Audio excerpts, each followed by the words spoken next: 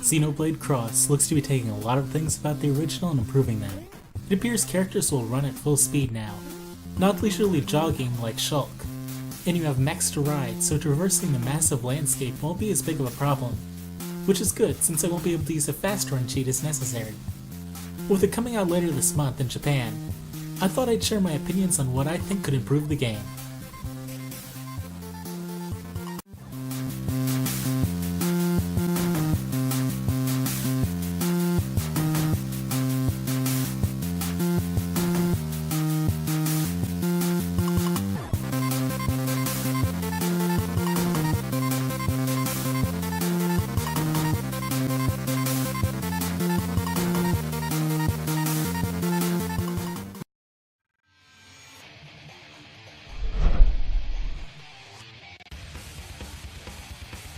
I'm almost afraid this problem could have gotten worse. Few things were as annoying as running into an aggressive monster 30 levels higher than you, and being forced into battle when you have something to do in that area. It was especially annoying when you weren't even exploring off the beaten path.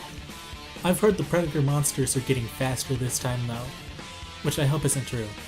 I don't want even more monsters looking at me as dinner, and being able to outrun me too.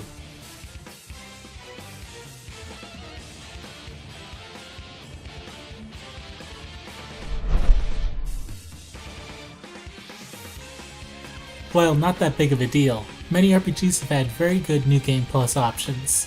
For example, the second Golden Sun giving the choice between a hard mode, an easy mode, and another run of normal.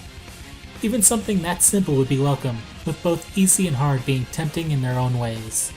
An easy mode would be enjoyable given the franchise's scale. I remember thinking many times I wouldn't mind replaying Xenoblade again for the story and forgetting the quests, but I'd have to seriously grind. I'd miss skill trees and equipment. If there was an easy mode, port over all the equipment and skill trees and nerf the enemies. Perfect. Or perhaps you felt the game was too easy. A hard mode would mean you could always come back for a challenge-based run.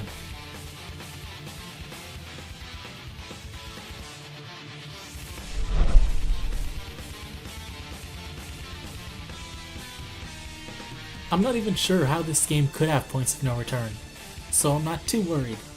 But in the original, this was annoying, especially if you hadn't been spoiled about the points of no return.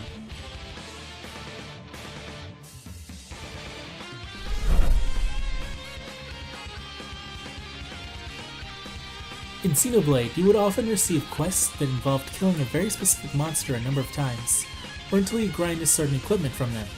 The problem is I often had to look them up on the wiki to find them and know what they look like, especially for monsters that appear for a very small number of hours, or during specific weather. I'd like to see an encyclopedia included that logs pertinent information on monsters you fight, and items you collect or learn about. Things like the monster's model, domain, time of activity, and what items it is known to drop. Maybe quests can display some limited information immediately on the monsters or items it involves.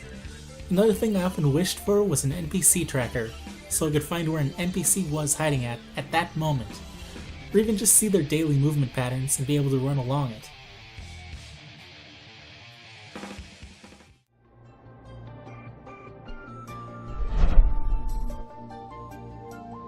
Take a page from Fire Emblem and allow you to send excess items away if there will still be limited room for items, or even just have a bank where you can drop off items and deal with them later. I don't know if this monster leg will be of use later. Don't make me throw something away to make room for something new.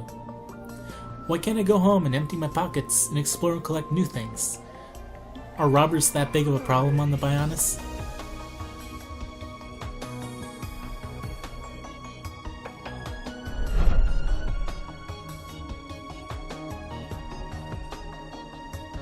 Even with quest information, you could still be frustrated and taken out of the game trying to get a sunny day. Where are all these clouds coming from? I've been skipping days for 30 times here. Not even one sunny day? We can control time, and even space with fast travel. Why not weather? Or at the least, maybe there could be a weather forecast that tells you what to expect for the next few days.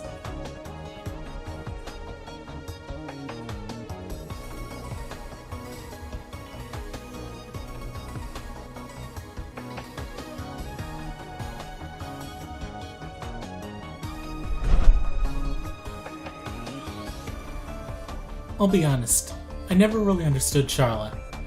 I take her gun as a bad overheating problem, because she often spends most of the battle not attacking.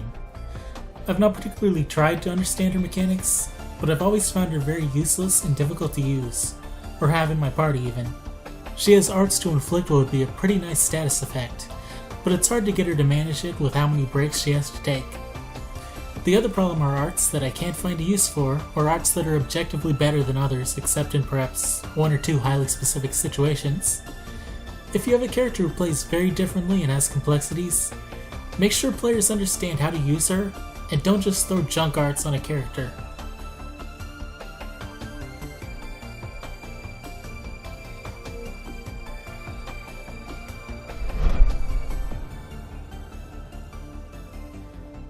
No offense to those from Cali, but the colony name, Neo Los Angeles, I'm really not feeling it. Oh wow, I'm really not feeling it. I'm hoping the game gives the option to rename this main town after your own home city or your favorite food, your actual name, etc. It really shouldn't be that hard to do either. The only reference there seems to be in the game outside of text boxes is on the wall. If they have a full alphabet in that font, it could easily be made to spell out whatever you wanted in your game. It's a little bit of personalization that would be nice.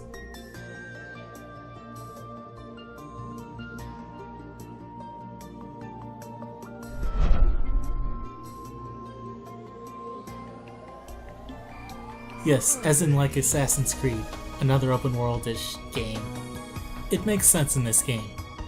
If you've crashed onto an unknown planet, you will want to try to climb to higher terrain to scout the environment better. Even if the game only had a couple of these, and they were story or quest based, it'd give an excuse to climb and truly explore the world. Besides, it would allow Monolith to put the pressure on and show up Ubisoft, which is always fun.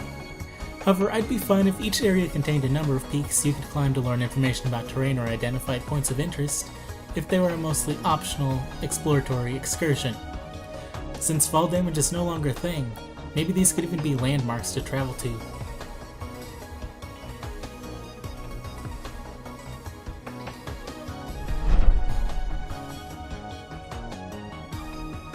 Hold it, no, I don't want Xenoblade to become Assassin's Creed. Xenoblade is far too good to try to be something like Assassin's Creed. But this series could still learn some things from older open world and open world-ish games.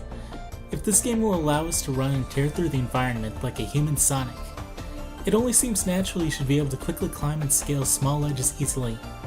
No clumbing about or locking onto random structures, no terrible glitches, just being able to keep moving forward.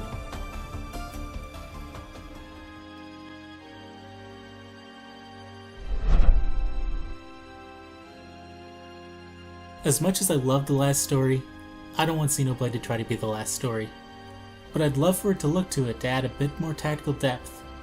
I really liked the stealth elements of the last story. It felt good having the option to sneak up on your enemy and take them by surprise.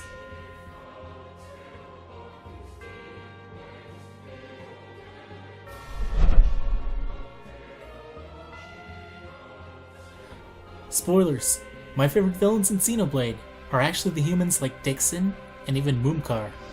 Moomkar is everything you love to hate in a villain, even before he becomes a face, and Dixon's betrayal gives him a strong presence as a villain.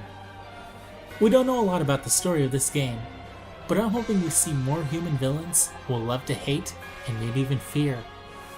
Perhaps some of the soldiers and commanders will be up to no good, and with their power, they could seem very imposing and powerful with the same potential betrayal hook. Only more extreme, so even the player might feel personally manipulated. I'd especially like to see human villains given there appear to be native species on Mira, and automatic alien villains are pretty cliché. Though I would be curious about a potential Nopon villain, just because of the shock value it would have.